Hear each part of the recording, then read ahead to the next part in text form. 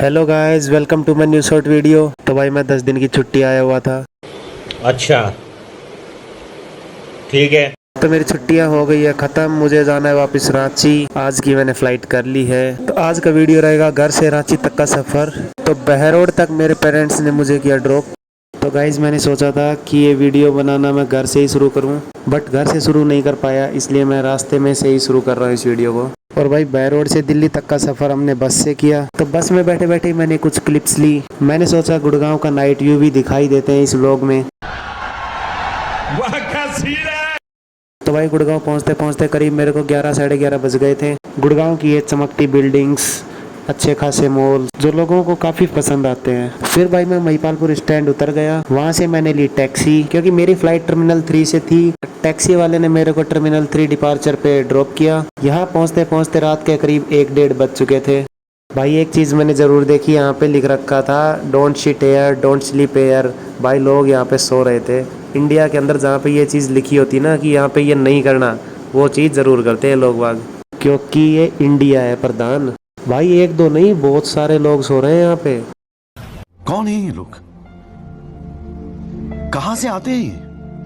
तो भाई टर्मिनल 3 के लिए लेवल 2 पर जाना पड़ता है। मैंने एस्केलेटर्स का यूज़ किया।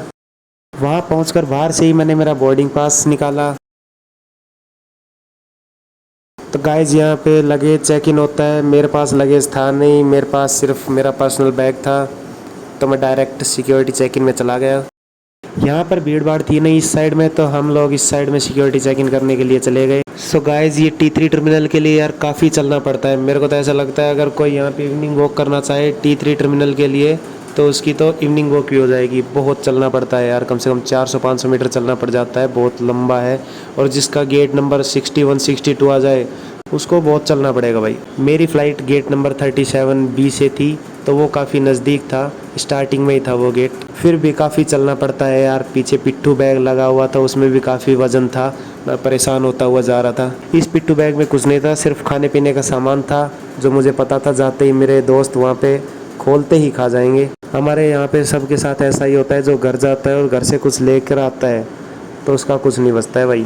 तो भाई यहाँ पर पहुँचते पहुँचते काफ़ी रात हो चुकी थी, मुझे काफ़ी गहरी नींद आ रही थी। यहाँ पर काफ़ी देर देखने के बाद मुझे कहीं पे जगह नहीं मिली, मुझे सीट्स पे ही बैठ के नींद पूरी करनी पड़ी। मैंने कैमरा किया ऑफ और चेयर पे ही सो गया भाई मैं, मुझे बहुत गहरी नींद आ रखी थी। तो भाई सुबह तक गोलू और शुभम भी आ गए थे मेरे पास। तो गोलू बोला भाई मेरे को तो नींद आ रही है, अपन फटाफट जल्दी जैसे ही बोर्डिंग शुरू होगी अपन फर्स्ट में ही जाएंगे। इसलिए भाई आज हमने भी जल्दी एंट्री ली। मोस्टली हम लास्ट में जाते हैं। बाहर का मौसम काफ़ी अच्छा हो रहा है, बारिश हो रखी है, बिल्कुल धीमी धीमी बारिश अब भी हो रही है। तो गाइज यहाँ पे हो रहा है फ्यूल रिफिलिंग। फिर भाई हम गए फ़्लाइट के अंदर, हमने देखी अपनी सीट्स। भाई मैं आज काफ़ी खुश था क्योंकि मेरे को मिली थी विंडो सीट। तो गाइज हम भी हमारी सीट के पास ढूंढते ढूंढते पहुँच ही गए। गोलू बोल रहा है टेंशन लेने की ज़रूरत नहीं है, जहाँ बैठना है वहाँ बैठ जाओ, अपना ही फ़्लाइट समझो इसको। तो गाइज मैं सोच रहा था कि आज मैं व्लॉग बना रहा हूँ, काश मेरे को विंडो सीट मिल जाए। तो गाइज आज मुझ पे खुदा मेहरबान था, मुझे आज विंडो सीट ही मिली। So at last crew members का अनाउंसमेंट होता है कि अपनी कमर की पेटी बांध लें, और कुछ ही सेकंड में कैप्टन काफ़ी स्मूथली हमारे जहाज़ को टेक ऑफ करवा देता है। ऊपर से दिल्ली काफ़ी सुंदर नज़र आ रही थी और जहाज़ बादलों को चीरता हुआ आसमान की तरफ जाने लगा। बादलों के ऊपर जाने के बाद में तो ऐसा लग रहा था जैसे कि रुई के बादल बने हुए हों। सो गाइज रात को भी मैं ज़्यादा सो नहीं पाया था, सो मुझे नींद आने लगी। सो मैंने कैमरा किया ऑफ और मैं सो गया। मुझे लग रहा है वॉइस ओवर काफ़ी हो गई है, आप भी बोर हो रहे होंगे मेरी वॉइस ओवर से, तो मैं थोड़ा सो लेता हूँ और आप इस मोमेंट को, इस दृश्य को एंजॉय कीजिए। काफ़ी सुंदर दिखाई दे रहे थे वो बादल।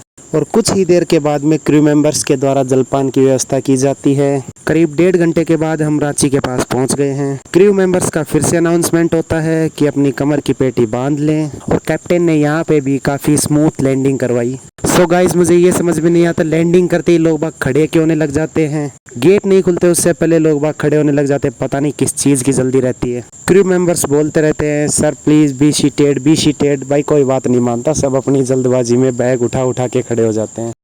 सो गाइस हम पहुंच गए रांची एयरपोर्ट। सो गोलू ने हमारी लास्ट वीडियो बनाई, एक छोटी सी क्लिप। सो गाइस आज का व्लॉग हम यहीं ख़त्म करते हैं। हमारा व्लॉग आपको कैसा लगा ज़रूर बताएं, कमेंट करें, लाइक करें, शेयर करें और सब्सक्राइब ज़रूर करें।